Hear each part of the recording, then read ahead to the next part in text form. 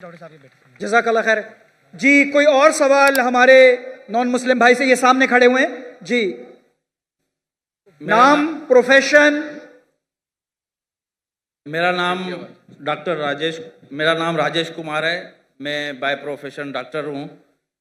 मेरी डॉक्टर जाकिर नाइक से सवाल भी है और इल्तिजा भी है, रिक्वेस्ट है। हम पाकिस्तान में पैदा हुए हैं, तो हम शुरू से ही इस्लामियात और मुस्लिम दोस्तों के साथ काफ़ी हमारा कोऑर्डिनेशन रहा है। तो हमें इस्लाम के बारे में 100% नॉलेज तो नहीं है, लेकिन हमारा कुरान शरीफ पे बहुत ज़्यादा बिलीव है कि जो बातें कुरान शरीफ में लिखी हैं वो अटल है और अटल ही रहेंगी। मेरी रिक्वेस्ट और सवाल ये है कि हमारे मुल्क में डॉक्टर साहब आए हैं, डॉक्टर साहब की बड़ी ऑनर है। डॉक्टर साहब की बात गवर्नर साहब भी रखेंगे, हमारे दूसरे बड़े हुक्मरान जो इस वक्त लीड कर रहे हैं वो भी रखेंगे। तो मेरी इल्तिजा ये है कि हमारे मुल्क में शरई नफाज, शरीयत का कानून नाफिज होना चाहिए। उससे इस्लाम भी आगे आएगा, हम मुसलमान भी आगे आएंगे, हमारे मुल्क में लोगों को सपोर्ट भी होगी, लोगों का साथ भी होगा। जैसे सऊदी अरब में और दूसरे मुस्लिम ममालिक में, अफ़गानिस्तान में कोई चोरी करता है तो उसके हाथ काट दिए जाते हैं, कोई ज़ना करता है तो उसके साथ वही अमल होता है जो कुरान शरीफ में लिखा हुआ है। तो हमारे मुल्क पाकिस्तान में, जो कि इस्लाम बेस बना हुआ है, जिसमें हम इस्लाम की बातें सबसे ज़्यादा करते हैं, तो इधर भी मेरे हिसाब से ये कानून नाफिज होना चाहिए। फिर उसमें अगर कोई हिंदू है या कोई दूसरे मज़हब के लोग हैं, अगर वो भी कोई इस किस्म का कोई उनसे मिसहैप हो जाता है, तो जो सज़ा मुस्लिम के लिए वही सज़ा उनके लिए भी लागू होनी चाहिए। ये मेरी डॉक्टर साहब से रिक्वेस्ट है कि हमारे हुक्मरानों को ये अपनी तरफ से इल्तिजा करें कि हमारे मुल्क में ये शरई नफाज होना चाहिए। Thank you very much. Doctor Rajesh ने एक बहुत बेहतरीन इल्तिजा की है मुझसे और कहा है कि लोग मेरी पाकिस्तान में इज़्ज़त करते हैं, अल्हम्दुलिल्लाह। तो वो कहते हैं मुझे कि आप पाकिस्तान में शरिया कानून क्यों नहीं नाफिज करें। करना चाहिए, ना कि सिर्फ मुसलमानों पर लेकिन गैर मुसलमानों पर। और जैसा मैंने पहले कहा था कि पाकिस्तान एक वाहिद मुल्क है सारी दुनिया में जो इस्लाम के नाम पे पैदा हुआ या कायम किया गया, वाहिद है।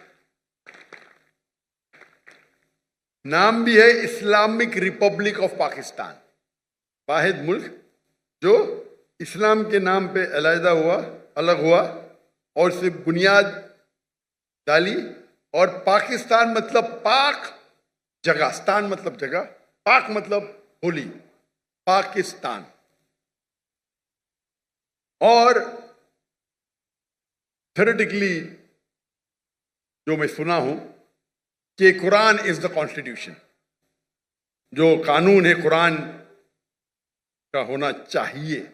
है क्या है पता नहीं मुझे, लेकिन जो हमारे हिंदू भाई डॉक्टर राजेश ने कहा और उसने फरमाया, ये उस वक्त साहबा के दौर, खुलफा राशिदीन के दौर, गैर मुस्लिम कहते थे कि हम चाहते कि हम, भले हम गैर मुस्लिम हैं, लेकिन हम चाहते कि एक मुस्लिम खलीफा रूल करे, क्योंकि वो मुस्लिम खलीफा में और सिक्योरिटी पाते थे कि हम यहाँ और महफूज रहेंगे, हमारे कोई चोरी नहीं होंगी, यहाँ कोई बलात्कार नहीं होगा, कोई चीटिंग नहीं होगी, इसीलिए अमन चाहते हैं।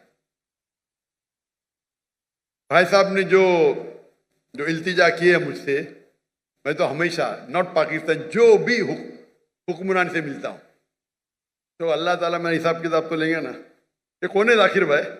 अल्लाह ने मुझे मिलाया क्यों हुक्मरान से?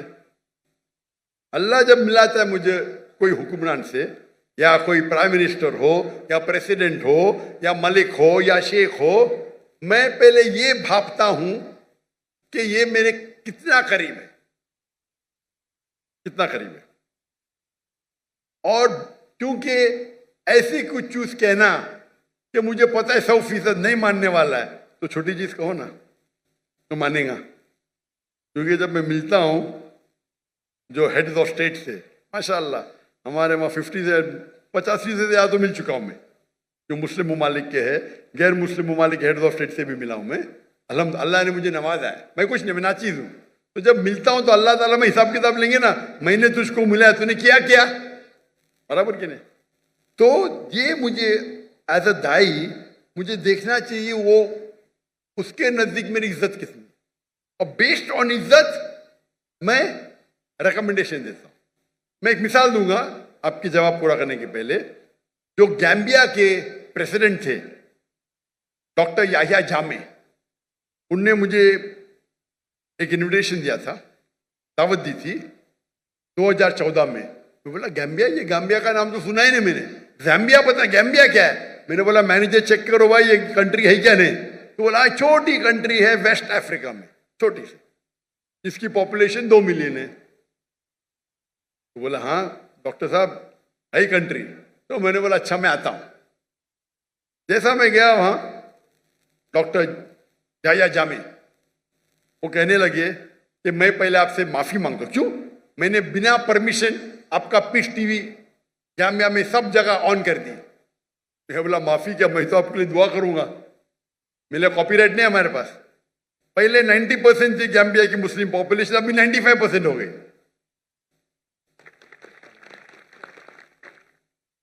और मुझे वो चाहते थे। फिर उन्होंने कहा कि मुझे पता है आपको यहां वहां जाने में प्रॉब्लम है। उनने बोले होम मिनिस्टर को बुलाओ। Home minister doctor Zakir Naik और उसकी बीवी को मुझे 24 घंटे में एक डिप्लोमेटिक पासपोर्ट दो, नहीं देंगे तो आपका सिर काट के मेरे पास लेके आओ। क्या कहा? 24 घंटे में डॉक्टर जाकिर नाइक और उनकी बीवी को डिप्लोमेटिक पासपोर्ट दो, नहीं तो नहीं कर सकते तो आपका सिर काट के दो। वो थे कमांडर, माशाल्लाह 24 घंटे में मुझे डिप्लोमेटिक पासपोर्ट मिल गया। फिर मैंने कहा भाई डिप्लोमेटिक पासपोर्ट में इंडियन हूं, बट नो प्रॉब्लम, अभी तो मेरे अम्ब्रेला में दिया तो ले लिया मैंने, और कहा कि आप मेरे रिलीजियस एडवाइजर है, आज से आप मेरे रिलीजियस एडवाइजर। तो मुझे रिलीजियस एडवाइजर बनाया। मैंने बोला ये तो बहुत बड़ा होता है भाई, कोई कंट्री का रिलीजियस एडवाइजर। अल्लाह ताला पूछताछ करेंगे तो मैं फंस जाऊंगा, तो आप बोलो मैं क्या करूं। तो मैंने जब देखा मेरे से बहुत मोहब्बत करता है, मेरे लिए कुछ भी करने को तैयार है, माशाल्लाह, तो फिर ये वो उनको तो पूरे पब्लिक के अंदर हमर में आप देखेंगे वीडियो, वो कमांडर है, उनकी गाड़ी में बैठ के सब हजारों लोग पीछे जा रहे हैं, और कमांडर है। और वहाँ सब लोग चाहते हैं क्योंकि पीस टीवी में कॉमन था, ये पता ही नहीं पूरे जेट प्लेन में पूरे लोग को, मेरे स्टाफ, हम लोग 55 लोग गए थे शूट, उस टाइम 55 लोग हमारी क्रू होती थी, तो पूरी क्रू गई उधर। और कहा कि हर एक आदमी को, एक एक स्टाफ को अलग अलग कमरा। मैंने बोला एक स्टाफ है, नहीं भाई प्रेसिडेंट की तरफ से है, एक एक आदमी को 5 स्टार में अलग अलग कमरा। फिर मैंने कहा उनसे, मैंने बैठा डिस्कशन किया, काफी घंटे बैठे। फिर मैंने कहा कि सबसे बेहतरीन होंगे आपको अपनी आखिरत के लिए, आप अपने मुल्क को इस्लामिक करो और इस्लामिक कानून लगाओ। तो उन्होंने कहा मुझे 1 साल का मौका दो डॉक्टर साहब, 1 साल का। मेरा वादा है कि 1 साल में मैं रिपब्लिक ऑफ गैम्बिया को इस्लामिक रिपब्लिक ऑफ गैम्बिया बनाऊंगा। अल्हम्दुलिल्लाह 11 महीने में उन्हें लेटर लिखा मुझे, ये कंट्री गैम्बिया इस्लामिक रिपब्लिक बन गई, माशाल्लाह। ठीक है, नाम के करने के बाद काम भी होना चाहिए, तो आस्ते आस्ते वक्त लगता है। तो मैंने गाइडेंस दी, इस तरह करो, ऐसा करो। ये खाली एक ही, बहुत से लोग से बात करता हूँ, मिलते रहता हूँ, अल्लाह ताला मौका देता है। ये बहुत करीब थे मेरे, माशाल्लाह। तो फिर उन्हें लागू करना शुरू किए फौरन। जो मुसलमान के क्या बोलते हैं, गॉड फादर है मेरे ने भाई, अक्सर मुस्लिम कंट्री के गॉड फादर है ना, अंकल सैम। पता अंकल सैम कौन है? अंकल सैम यूएसए जैसा उनने मुझसे कहा कि यूरोपियन यूनियन मुझे 30 मिलियन यूरो दे रही है, उनकी शर्त है कि आप होमोसेक्सुअलिटी को प्रमोट करें, क्रिमिनल निकाल दो, जो क्रिमिनल कोड है कि होमोसेक्सुअलिटी इज अ क्राइम, उसको निकाल दो, आपको 30 मिलियन यूरो देंगे। और 30 मिलियन यूरो गैम्बिया के लिए बहुत बड़ी अमाउंट होती है। उनने मुझसे पूछा क्या करूं, मैंने बोला 30 मिलियन का, उनको बोला कि 30 बिलियन भी देंगे तो मैं नहीं करूंगा, और उनने ठुकरा दिया। मैं ये नहीं कहता हूं कि वो एकदम अच्छे प्रैक्टिसिंग मुसलमान थे, लेकिन मेरी कोशिश है कि उनको इस्लाम के करीब लेके आऊं, कोशिश करूं। अफसोस की बात है क्योंकि हमारे जितने, और वो ऐसे शख्स थे, बोलते मैं किससे डरता नहीं हूं, उनके पास छड़ी रहती थी, छड़ी में तलवार रहती थी। वो यूएनओ में जाके मुझे कहते थे, doctor Zakir, I am the only Muslim leader who goes there and starts with Bismillah Rahman Rahim. No one. I'm a Muslim. I'm proud to be one. Height भी थी माशाल्लाह उनकी। 1 साल होने के बाद इमीडिएटली इलेक्शन के अंदर वो ओवर पावर करते और उनको छोड़ने पड़ा कंट्री। 25 साल रूल किए। जब उनने अपने कंट्री को इस्लामिक कर दिए, वो कह रहे थे this is the 4th Islamic country या 5th, Pakistan, Iran, I think Afghanistan, तो वो कह रहे थे 4th या 5वीं कंट्री है। और यूएसए के न्यूज़पेपर में आता है doctor Zakir Naik is the godfather of doctor Yahya Jami. वो याह्या जामी क्योंकि वो कंट्री छोटी है, तो मैंने उनसे कहा इंशाअल्लाह अल्लाह सुब्हानहू व तआला, यहाँ की प्रेसिडेंसी की वैल्यू कुछ नहीं, अल्लाह ताला आपको इंशाअल्लाह आखिरत के अंदर जो दर्जा देंगे वो यहाँ से कई बेहतर है। तो जब भी मैं कोई प्राइम मिनिस्टर या प्रेसिडेंट या कोई किंग या कोई शेख से मिलता हूं, मैं कोशिश करता हूं कि मैं उन्हें पैगाम पहुंचाए। पैगाम पहुंचाने के बाद ये भी ख्याल रखता हूं कि मैं आम में नहीं करता हूं। अभी तो जामिया है नहीं, इससे बोल रहा हूं। जो अभी जो लोग प्रेसिडेंट है उनके बारे में जिक्र नहीं करूंगा, ये ठीक नहीं है। अभी डॉक्टर जामिया नहीं है तो नो प्रॉब्लम, लेकिन अगर कोई रूलिंग है अभी तो नहीं करना बेहतर है। ये हमारे इस्लाम की तालीम है, ये कुछ चीज छुपाना चाहिए, कुछ चीज जो बोल सकते पब्लिक में बोलता हूं मैं। तो इसी तरीके से मैं जब भी मिलता हूं कोशिश करता हूं लोगों के जी आपने जो इल्तिजा की बिल्कुल सही की।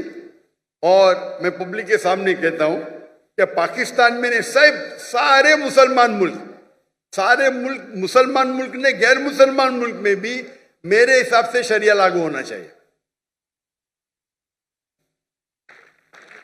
जो हमारे हिंदू भाई ताली मार रहे माशाअल्लाह।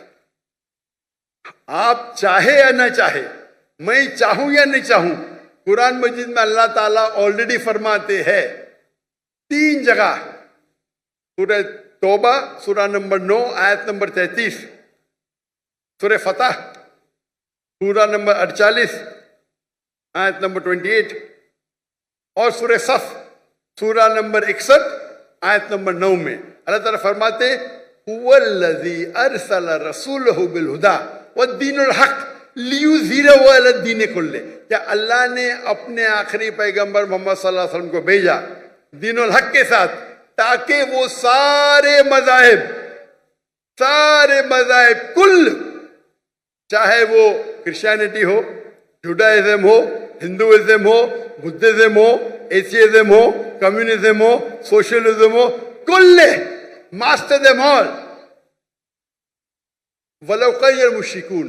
2 जगह अल्लाह ताला फरमाते वलौ करियल मुश्रिकून, कितना भी वो मुश्रिक लोग गैर मुस्लिम लोग चाहेंगे फिर भी ये होंगे। और एक जगह अल्लाह ताला फरमाते वह कफा बिल्लाही शहीदा, और काफी है अल्लाह शहादत के लिए। तो ये 3 जगह अल्लाह ताला का वादा है कि सारी दुनिया की हुकूमत इस्लामिक होगी। उसकी तारीख नहीं लिखी गई है, लेकिन हदीस में आता है। अभी वो 2 साल बाद होगा, 20 साल बाद होगा, 200 साल बाद होगा, ये मैं जानता नहीं, लेकिन ये हदीस के अंदर कई हदीस में है इंशाअल्लाह सारी दुनिया में खिलाफत आएंगे और 7 साल तक मुसलमान सारी दुनिया को रूल करेंगे। ये पढ़ के मुझे बहुत इत्मीनान होता है। आज की हालात जो देखते, जो आज की हालात हम मुसलमान की है, तो हम ख्वाब में भी नहीं सोच सकते ही हो सकता है।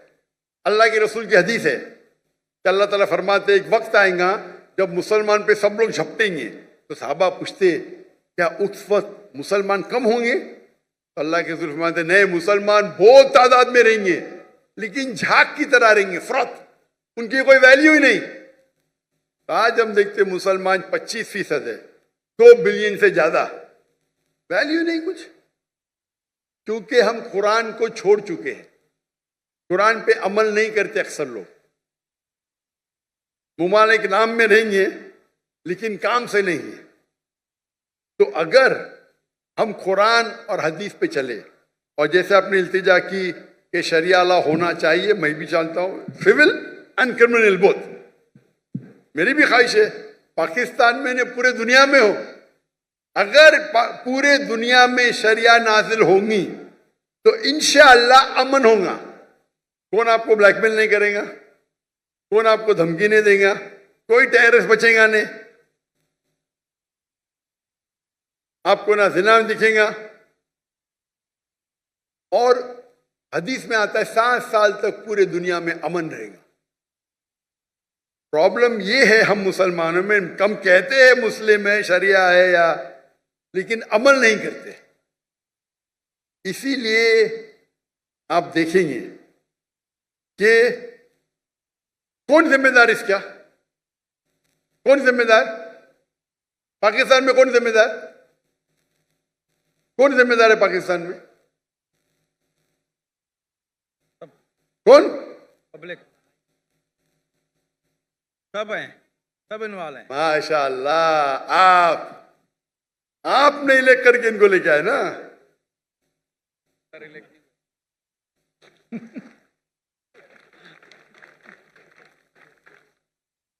डेमोक्रेसी इस्लाम में अलग डेमोक्रेसी तो ऐसी होती नहीं, बट फिर भी आप है।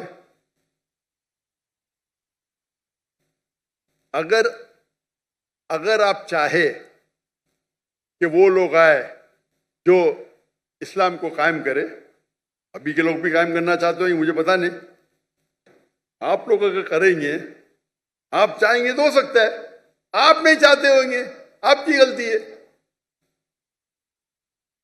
तो अगर हम चाहते हैं तो बिल्कुल आसान है। और ये इसकी बुनियाद, ये मुल्क की बुनियाद ही है इस्लाम। इस्लाम के नाम पे अलग हुआ तो आपके लिए तो और आसान है। आपके कॉन्स्टिट्यूशन में लिखा हुआ है, हमारे कॉन्स्टिट्यूशन में तो नहीं है, आपके कॉन्स्टिट्यूशन में। तो आप कॉन्स्टिट्यूशन में लिखा है तो आप जो तरीका है, जो अच्छे दानिश्वर है मुसलमान पाकिस्तान में, मिलो, जाके उनसे बात करो, क्या लॉज है पढ़ो, और इंशाल्लाह मन के साथ ये हो सकता है। बेनसीब हाथ में आपके है, मेरे नहीं। जितना अल्लाह ने मुझे सलाहियत दी मैं तो दावत देता हूं, वो तो मेरा काम है, लेकिन कि चाबी आपके हाथ में मेरे हाथ में नहीं। मैं तो आया कल चले जाऊंगा, बराबर के नहीं? चाबी आपके हाथ में, आपसे पूछताछ होगी। तो जैसे भाई साहब ने क्या, मैं रिक्वेस्ट तो कर दिया हूं, इंशाअल्लाह हम देखेंगे कितना जल्दी होता है कि पाकिस्तान के अंदर ही नहीं सारी दुनिया में, ये लेक्चर में कहता हूं मैं, सारी दुनिया में इस्लाम का कानून होना चाहिए। और मैं ये कहता हूं अगर डिबेट हो जाए, debate, let's have a debate कि कौन सा कानून बेस्ट है, क्रिश्चियन हो या हिंदू हो या इस्लामिक हो, सेक्युलर हो, इस्लाम की तरफ से मैं आऊंगा। मैं कोई आलिम स्कॉलर नहीं हूं, मैं बोला अगर दम है किसको तो डिबेट करो भाई, मैं साबित करूंगा साइंटिफिकली, लॉजिकली, कोई बेहतर कानून नहीं बनिस्बत अल्लाह के। आप कोई यूएसए का कॉन्स्टिट्यूशन लेके आओ, इंडिया का कॉन्स्टिट्यूशन लेके आओ, यूके का लेके आओ, पाकिस्तान का पता नहीं मुझे, कोई भी कॉन्स्टिट्यूशन लेके आओ, इस्लाम की तरफ से मैं नुमाइंदगी करूंगा इंशाअल्लाह। कोई नया कॉन्स्टिट्यूशन मुझे वक्त देना पढ़ने के लिए, नहीं पता तो पढ़ूंगा ना मैं, तहकीक करूंगा ना। तहकीक करके इंशाअल्लाह इस्लाम के तरफ से मैं हाजिर हूं, साबित करूंगा। लाइव डिबेट फ्री, बड़े मैदान में करेंगे। ये भाई साहब ने 1 लाख कहा, गलत कहा। वो 1 मिलियन का तर्जुमा 1 लाख कर दिया इनने। 1 मिलियन का तर्जुमा होता है 10 लाख। सबसे बड़े गैदरिंग 10 लाख है, किशनगंज में 10 लाख। 1 लाख नहीं, 1 मिलियन का तर्जुमा होता है 10 लाख। सबसे बड़ी गैदरिंग 10 लाख है। इंशाअल्लाह अगर कानून पे बहस हुआ तो 10 लाख के 1 करोड़ आ जाएंगे इंशाअल्लाह। ठीक है ना? इस्लाम के तरफ से मैं नुमाइंदगी करूंगा। अब डॉक्टर राजेश, आपने मुझे इल्तिजा की, मैंने बोल दिया जवाब। मैं आपसे पूछना चाहता हूँ, क्या आप एक खुदा में मानते? हाँ, आप मानते कि बुत परस्ती सही है क्या गलत है? बिल्कुल सही नहीं है। बुत परस्ती गलत है? माशाअल्लाह। आप मानते हैं कि मोहम्मद सल्लल्लाहु अलैहि वसल्लम अल्लाह के पैगंबर है? बिल्कुल। माशाअल्लाह। तो ये 2 चीज, जिस तरीके से मैंने कुछ लम्हों पहले कहा था कि इस्लाम में एंटर होने के लिए 2 चीज की जरूरत है। मानो कि एक खुदा है और उसका कोई माबूद नहीं, कोई मूर्ति नहीं, और मोहम्मद सल्लल्लाहु अलैहि वसल्लम आखिरी पैगंबर। आप तो दोनों में मानते, तो मेरे हिसाब से आप मुसलमान हैं। माशाअल्लाह। आप समझे ना? बिल्कुल। मैंने तकरीर की है similarity between Islam and Hinduism. बाद में मेरे एक और सवाल है। पहले मेरे सवाल का जवाब दीजिए ना। क्या? नहीं, मेरा सवाल था, आप मानते खुदा एक है? जी हाँ। आप मानते अल्लाह के रसूल मोहम्मद सल्लल्लाहु अलैहि वसल्लम है, तो उसका मतलब मुस्लिम है आप। माशाल्लाह। तो आप चाहेंगे शहादत देने के लिए? शहादत, मुसलमान होने के लिए शहादत देने की जरूरत। मान लो आप मुस्लिम है, तो मेरे हिसाब से आप मुस्लिम हैं, मेरे हिसाब से। और जो इल्तिजा आपने की यहाँ के कि कोई भी मुस्लिम में दम नहीं था, बाकी नहीं किया। इधर हजारों लोग हैं, 50,000 लोग हैं, इसमें दम ही नहीं था। जी हाँ। आप मर्द के बच्चे हैं माशाल्लाह, इसीलिए मैं आपकी इज्जत करता हूँ। बिल्कुल, समझे ना? डॉक्टर साहब, आपसे सबकी मोहब्बत है। जी हाँ। अल्लाह पाक सबको खुश रखे। आमीन। जितने भी हमारे ऑडियंस हैं, आप लोग भी खैरियत से पाकिस्तान से अपने मंजिल मकसूद तक चले जाएं। जी हाँ। और इंशाल्लाह नेक्स्ट टाइम जब आप आएंगे तो इससे भी अच्छा प्रोग्राम होगा इंशाल्लाह, और उसमें इंशाल्लाह कोई हमारी इससे भी अच्छी बातें होंगी। मेरा एक और सवाल है कि माइनॉरिटी के हकूक़ मुस्लिम रियासत पे किस हद तक हैं और माइनॉरिटी के अपने क्या फ़राइज़ हैं कि हम अपनी रियासत के लिए हमें क्या करना चाहिए? बहुत अच्छा सवाल है कि इस्लामिक कानून में इस्लामिक गवर्नमेंट के क्या हुकूक है गैर मुस्लिम के मुतालिक, और माइनॉरिटी के गैर मुस्लिम के क्या हुकूक है उस इस्लामिक रियासत के लिए। नंबर 1, इस्लामिक रियासत ये 2 चीज़ें, वो गैर मुस्लिम है, तो इस्लाम में कोई भी किसको ज़बरदस्ती कर नहीं सकता इस्लाम कबूल करने की। लेकिन इस्लामिक शरीयत है तो जो अरबी लफ्ज़ उनके लिए होता है ज़िम्मी, गैर मुस्लिम, मतलब वो भले मुस्लिम नहीं है, इस्लाम कबूल नहीं किया, लेकिन वो मानते हैं कि हम इस इस्लामिक गवर्नमेंट के छत्र छाए में रहेंगे। वो ज़रूरी नहीं माने अल्लाह के, वो चाहे अल्लाह 3 माने, नो प्रॉब्लम। ज़रूरी नहीं कि माने मोहम्मद सल्लल्लाहु अलैहि वसल्लम में, लेकिन वो ये मानते हैं कि हम इस्लामिक गवर्नमेंट के प्रोटेक्शन में। तो जब वो प्रोटेक्शन में मानते हैं तो रूल है कि उनको बाकी चीज़ नहीं, लेकिन एक होता है जिजिया टैक्स, बहुत कम होता है आज की तारीख में, कपल ऑफ $100, ज़्यादा नहीं। आज जो इनकम टैक्स बढ़ते हैं वो जिजिया टैक्स से कई गुना ज़्यादा है। तो जिजिया टैक्स मतलब आप मानते हैं कि आप अंडर प्रोटेक्शन है इस्लामिक लॉ में। तो आप एक बार प्रोटेक्शन में आ गए तो कोई भी आपको परेशान करे तो वो इस्लामिक हुकुम, इस्लामिक गवर्नमेंट का ड्यूटी है कि आपको प्रोटेक्ट करे। अगर कोई भी आपके घर में चोरी करे तो उनकी ड्यूटी है उसको पकड़े, आपको कोई नुकसान करे तो उससे रोकना उनकी ड्यूटी है, चाहे मुस्लिम हो या गैर मुस्लिम हो। और मिसाल है हज़रत उमर रज़ियल्लाहु अन्हु की, जब वो खलीफा थे तो 10 मुसलमान एक यहूदी लड़की को मारते, कत्ल करते, 10 के 10 को पेनल्टी, कत्ल। मुसलमान थे, यहूदी लड़की को मारते हैं, कत्ल करते, मुस्लिम 10 मुसलमान यहूदी लड़के कत्ल करते, नाजायज था, सारों को सजाए मौत। ये इस्लाम का कानून है। तो जिस तरीके से बाकी मुसलमान को प्रोटेक्ट होता है, हर गैर मुस्लिम को ज्यादा, क्योंकि इज्जत का सवाल है, ज्यादा होता है। क्यों? क्योंकि आप हमारे अंडर प्रोटेक्शन में हैं, और अगर जंग होती है वो मुस्लिम मुल्क के दूसरे के साथ, आपको जंग में आने की जरूरत नहीं। बाकी मुसलमान चाहे डॉक्टर हो, चाहे इंजीनियर हो, चाहे करोड़पति हो, अगर खलीफा ने कहा आपको जंग में हिस्सा लेना है तो लेना लाजिम है, उनके लिए कोई एस्केप नहीं है। लेकिन गैर मुसलमान के लिए वो अपने घर पे सुकून से रह सकते, दे विल बी प्रोटेक्टेड। तो आप कंपेयर करो, आप इतना इनकम टैक्स देते आम शहर में, फिर भी प्रॉब्लम होता है। यहाँ जिजिया दो, मानो, यू आर वेल प्रोटेक्टेड। इसीलिए आप हिस्ट्री देखेंगे, साहबा के दौर, खुलफा राशिदीन के दौर, गैर मुस्लिम चाहते थे, इनवाइट करते थे गैर मुस्लिम, यहाँ आके भाई हमारे राज्य को निकालो, आप आके रूल करो। खत लिखते थे हमारे खलीफा को, आप यहाँ आओ। जब वो आते थे, कुछ लोग मुसलमान बनते थे, कुछ नहीं बनते थे। जो लोग मुसलमान नहीं बनते थे वो भी लेकिन सुकून की नींद होते थे। तो इस्लाम जो स्प्रेड हुआ, ये हमेशा जो हिस्ट्री में बता, तलवार तलवार, ठीक कुछ तलवार हुए, ऐसा नहीं कि नहीं हुए, लेकिन अक्सर जो फैला वो अमन के साथ फैला। हमारे ताजिर जाते थे, उनको दिन अच्छा लगा, मान लिए। मलेशिया, इंडोनेशिया, कोई मुस्लिम आर्मी नहीं है। तो और आपका दूसरा पार्ट सवाल का कि गैर मुस्लिम के हुकूक क्या है? गैर मुस्लिम के हुकूक ये है क्या वो देखे और रूल को फॉलो करे, जो कानून है उसको फॉलो करे। ऐसा नहीं कि वो कानून तोड़े तो उनको भी पनिशमेंट मिलेगी, तो जो कानून है उसको फॉलो करे।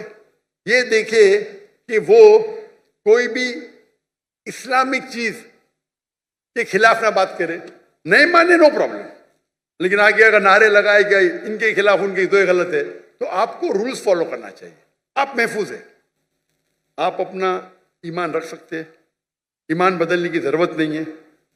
वो इस्लामिक गवर्नमेंट आपको प्रोटेक्ट करेंगी, आप समझे ना।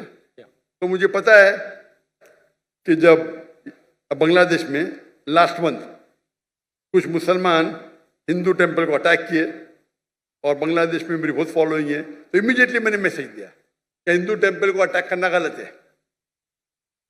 कोई भी प्लेस ऑफ वर्शिप, चाहे गुरुद्वार हो, चाहे मंदिर हो, चाहे चर्च हो, चाहे यहूद का हो, अटैक नहीं कर सकते। अगर सिर्फ फितना या कुछ कर रहे तो अलग बात है, लेकिन आमतौर पे अगर कोई भी प्लेसेस ऑफ वर्शिप है वो इस्लामिक मुल्क में महफूज है, महफूज है।